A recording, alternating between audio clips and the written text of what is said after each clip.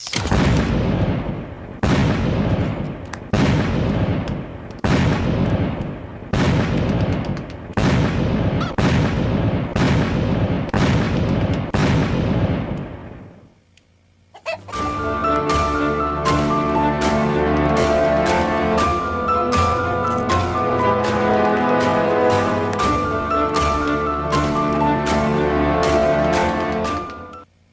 Hai guys, kembali lagi bersama gua di Sakahyang Review. By the way, apa kabar para kewes-kewes yang baru dihalalin? Semoga sikap anggun kalian bertahan lama dan gak berubah menjadi emak-emak barbar yang durhaka pada suami. Dan Sakahyang doakan kalian untuk selalu dijauhkan dari kekarnya suami tetangga yang sebenarnya cuman gitu-gitu aja. Karena pada kesempatan kali ini Sakahyang akan mereview sekaligus membahas kisah dari seorang nyonya seksoy yang harus bernasib sial saat dirinya mabal tanpa sepengetahuan suami. Film ini berjudul Curve 2015. Untuk lebih jelasnya, sebut aja Curpe. Berbeda dengan film terjebak lainnya, film yang satu ini lebih terasa menegangkan. Kenapa? Karena bukan hanya berjuang untuk bertahan hidup, keberadaan psikopat Gelo semakin memperburuk keadaan. Penasaran dong seperti apa kisah nyonya glowing ini? Oke lah, daripada kalian penasaran dan malah ngecekin isi kolor suami tetangga, mending kita langsung saja ke pembahasannya.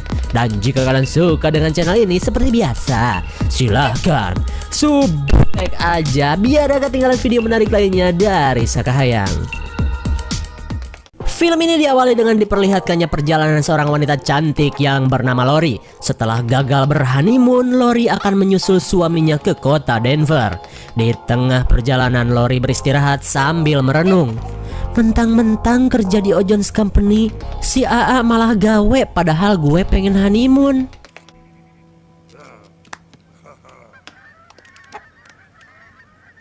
Karena jarak kota Denver masih jauh, Lori pun bergegas melanjutkan perjalanan. Selang beberapa saat, Lori mendapat pesan suara dari suaminya. Dalam pesan tersebut, suaminya meminta maaf karena telah membatalkan rencana bulan madu mereka. Lori yang hanya kewes biasa sebenarnya merasa kesal karena si AA lebih memilih pekerjaan daripada adu gabrut dengannya. Ketika di persimpangan, Lori melihat petunjuk jalan untuk menuju tempat wisata.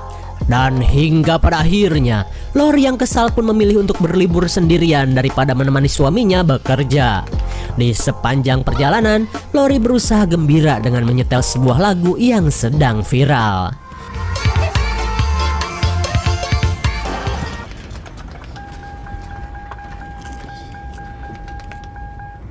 Tanpa diduga, mobil tiba-tiba mogok.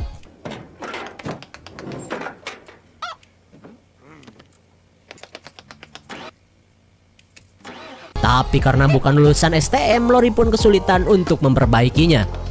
Dan di saat ia akan menelpon Kang Bengkel, ternyata sutradara di film ini pun ikut-ikutan mempersulit.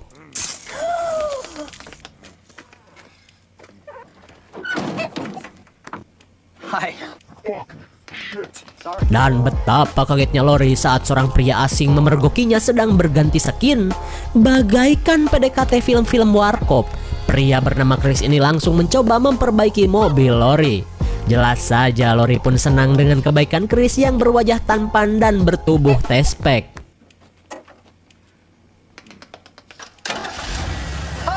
Bukan sulap, bukan sihir, Chris sang pentolan SMK mampu menyalakan mobil hanya dengan kunci roda. Di tengah selebrasi keduanya, mereka pun akhirnya berkenalan. Dan ketika Lori akan melanjutkan perjalanan, ia pun berusaha sok baik dengan menawarkan tumpangan kepada Chris. Jelas saja cowok mana yang menolak ajakan mamah muda seperti Lori. Di sepanjang perjalanan, Chris dan Lori curcol kemana-mana. Lori pun dengan bangga menceritakan suaminya yang bekerja di Ojon's Company. Demi mendapatkan hadiah rumah Indosiar dari perusahaan, suaminya pun rela mengorbankan bulan madu mereka. Mendengar kesuksesan suami Lori, Chris pun langsung panas dada dan sirik. Karena sejak lulus SMA, Chris cuman pernah bekerja sebagai sales alat penghemat listrik saja. Apalagi suami Lori memiliki istri cantik yang kini sedang bersamanya. Lalu Chris berkata, "Aku memang tidak sesukses dirimu, tapi ku yakin cacingku lebih panjang berurat meskipun sedikit bengkok." Sontak Lori pun kaget dan kesal karena bacotan Chris menganggapnya cewek micet. Ia pun langsung menyuruh Chris untuk turun. No, we're gonna go on a nice little drive. Melihat Lori yang akan kabur, Chris mengancamnya dengan pisau untuk terus melanjutkan perjalanan. Daripada dikasih mules ekstrim, Lori pun menuruti perintah Chris yang menginginkannya menuju motel bedeng. Di tengah ancaman, Lori tidak tahu apa yang sedang direncanakan pria gelo ini. Lalu ia memikirkan cara untuk bisa terbebas. Melihat Chris tidak memakai sabuk pengaman, Lori memberanikan diri untuk menyusupkan mobilnya ke dalam jurang.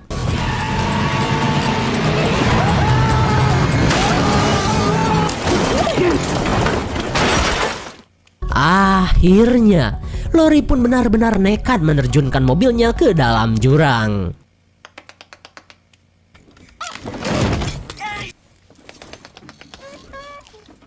Saat Chris pingsan di luar, Lori terlihat kesakitan saat kakinya terjepit bodi mobil. Sebelum Chris sadar, Lori berusaha melepaskan kakinya yang terluka.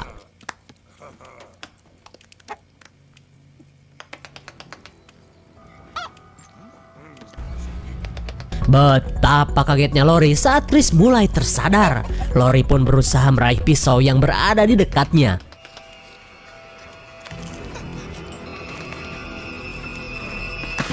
Tepat pada waktunya, Lori berhasil mendapatkan pisau sebelum ketahuan. Melihat kaki Lori yang kejepit, Chris merasa jika mangsanya ini tidak mungkin kabur. Dan tak lama kemudian, Chris pun pergi entah kemana.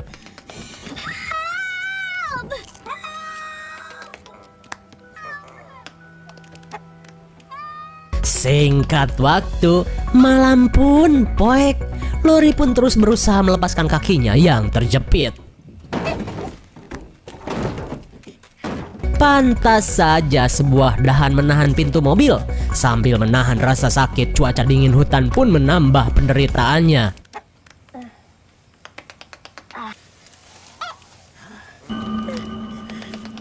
Sontak Lori pun ketakutan parah saat ia merasa ada genderuwo.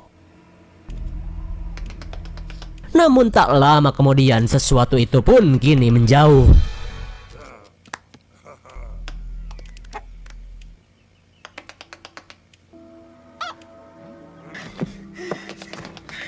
Di keesokan harinya, Lori yang tidak memiliki perbekalan terlihat bingung bagaimana cara untuk bertahan hidup.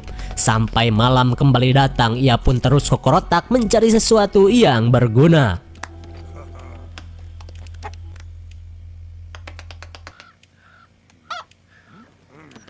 Di hari ketiga, Lori terbangun dengan posisi kaki yang masih terjepit. Lalu tiba-tiba,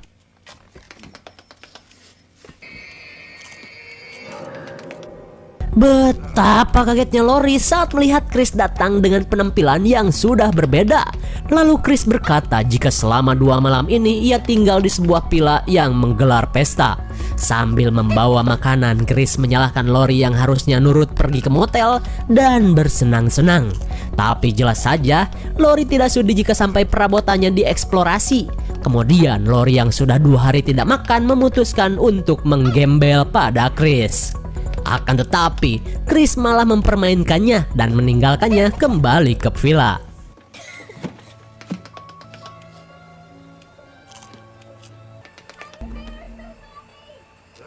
Saat malam yang dingin kembali datang, Lori melakukan segala cara untuk menghangatkan diri.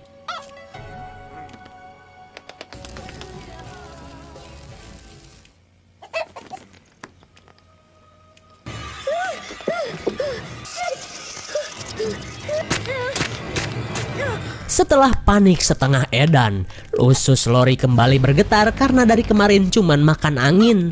Dan mau tak mau, karena tak ada yang bisa dimakan, dengan terpaksa Lori pun memanfaatkan jenazah si Jerry.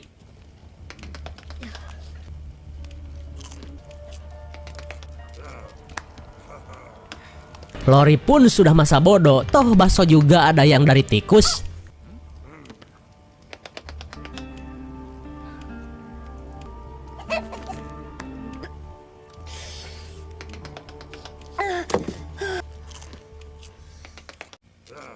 Di hari berikutnya, Lori terbangun oleh getaran HP miliknya.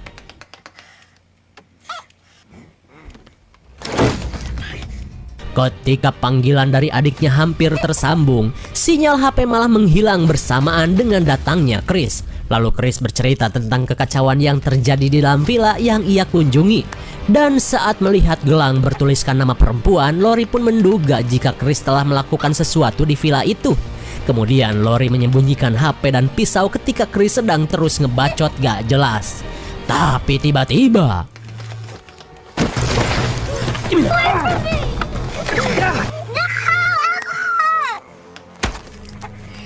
akhirnya harapan Lori untuk meminta bantuan pun kandas. Sakit hatinya pun double karena HP kreditannya pun ikut dihancurkan. Lalu Chris mengeluarkan peralatan kopet. "Lor, kamu gak mau kan di sini selamanya? Nih AA kasih peralatan kopet untuk memotong cekermu." Terlihat Lori pun cuma bisa menangis dengan kelakuan Chris. Setelah itu, Chris pun pergi lagi. Kemudian Lori berniat untuk memotong bodi mobil guna mengeluarkan kakinya.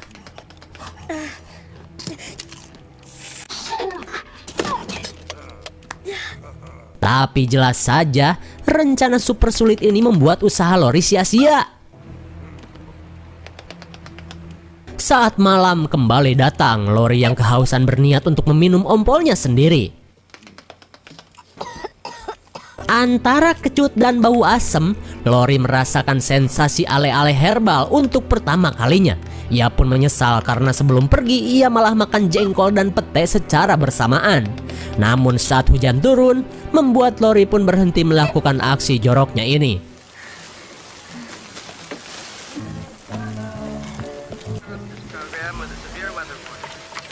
Kemudian, sebuah berita di radio mengabarkan jika hujan ini berpotensi menimbulkan banjir. Warga yang sedang OTW pun disarankan untuk latihan berenang guna bisa selamat dari banjir. Lalu tiba-tiba, ia mendengar suara sebuah mobil yang melintas di bibir jurang.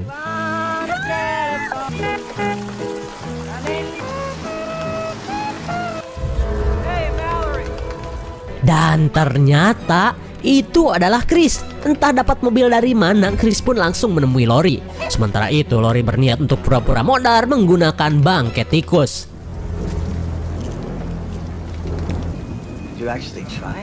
Melihat Lori berdarah-darah, Chris pun menduganya tewas saat berusaha memotong ceker.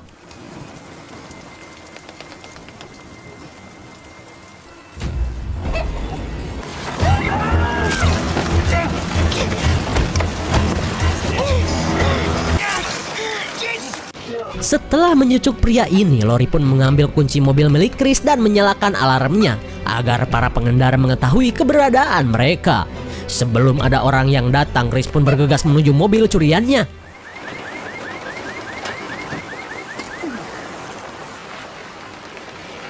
Saat seorang polisi menghampirinya, Chris pun berlagak bego dengan mengatakan aki mobilnya terlalu berdamage sampai alarm mobilnya error. Namun ketika polisi akan pergi, mendengar klakson dari dalam jurang, polisi ini pun mulai curiga.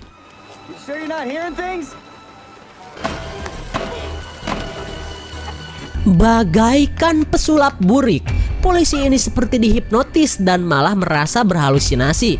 Chris dengan santainya meminta tumpangan dengan alasan membeli aki second, dan hingga pada akhirnya Chris pun pergi bersama Pak Polisi. Sementara itu, Lori terlihat kesal karena mobil polisi pergi begitu saja. Ya sudah, ia pun kembali bertahan di lokasi yang sebenarnya merupakan jalur sungai.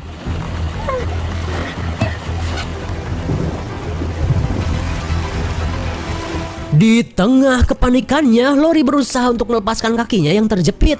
Tapi karena ia sudah kehabisan cara, Lori memberanikan diri untuk memotong saja kakinya.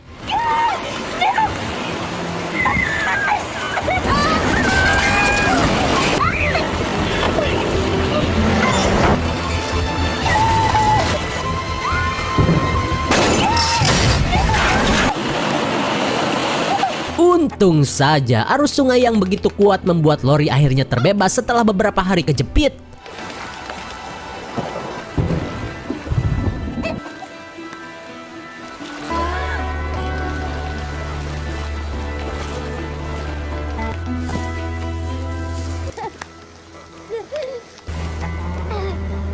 Meskipun mobil sewaannya raib, Lori merasa lega karena ia masih bisa hidup. Dengan menggunakan dahan ruyuk, ia berjalan apruk-aprukan guna mencari bantuan.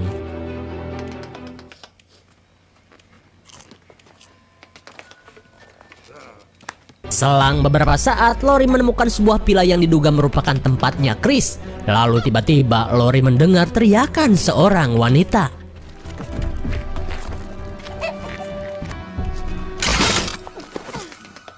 Hampir saja Lori terkena ranjau binatang.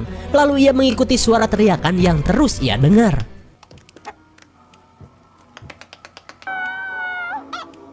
Melihat wanita yang disekap, Lori memberanikan diri untuk menyelamatkannya. Dan tak lama kemudian Lori mendengar Chris yang sedang ngebacot di dalam villa. Betapa syoknya Lori saat melihat polisi dapat jual kebon disiksa.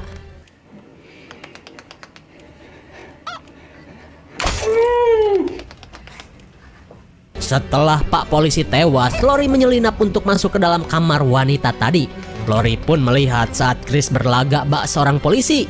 Ia pun akhirnya tahu jika Chris memang orang sinting. Dan ternyata Chris sudah banyak memakan korban. Kemudian Lori berusaha mendapatkan pistol polisi yang berada di hadapannya.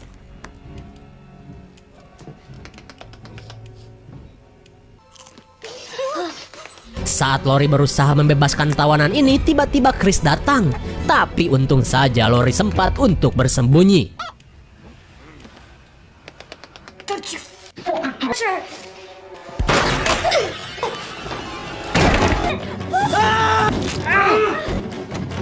Dengan jurus gigitan dan cakaran, Lori dan si korban berhasil menghindari serangan Chris.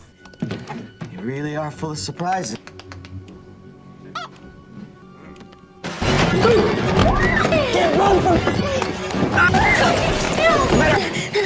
This was how I hoped it would.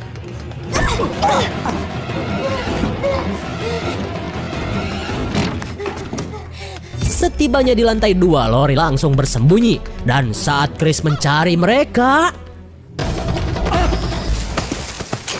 habis jatuh dicaplok jebakan, Chris pun ripuh bercampur malu karena dikadalin 2 cewek.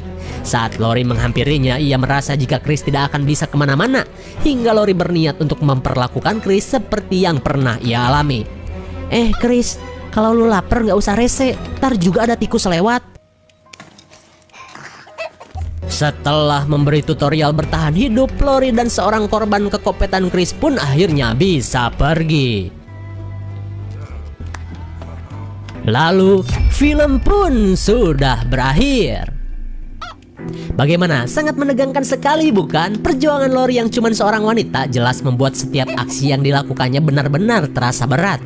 Apalagi yang ia hadapi adalah seorang psikopat gelo yang haus akan kebohaian para wanita. Kesialan Lori pun tak lepas dari kesalahannya sendiri. Karena bukannya menemui sang suami, doi malah kelayaban tanpa seizin suaminya. Ya, bisa dibilang kualat. Namun setelah melewati banyak rintangan, keberuntungan masih berpihak kepada Lori.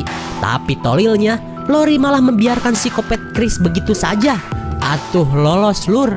Dan bisa saja Chris malah semakin kuat dan semakin pro dalam mendalami ilmu perkopetan. IMDb untuk film ini adalah 5,4 dan menurut Sakah yang cocok diberi nilai 6,5 karena tokoh utama di film ini sungguh membuat para penontonnya betah. Mungkin segini saja review dan pembahasan film Curve 2015. Jangan lupa like dan subscribe supaya kalian tidak ketinggalan video dari Sakah yang. Thanks for watching and see you in this video. Bye bye.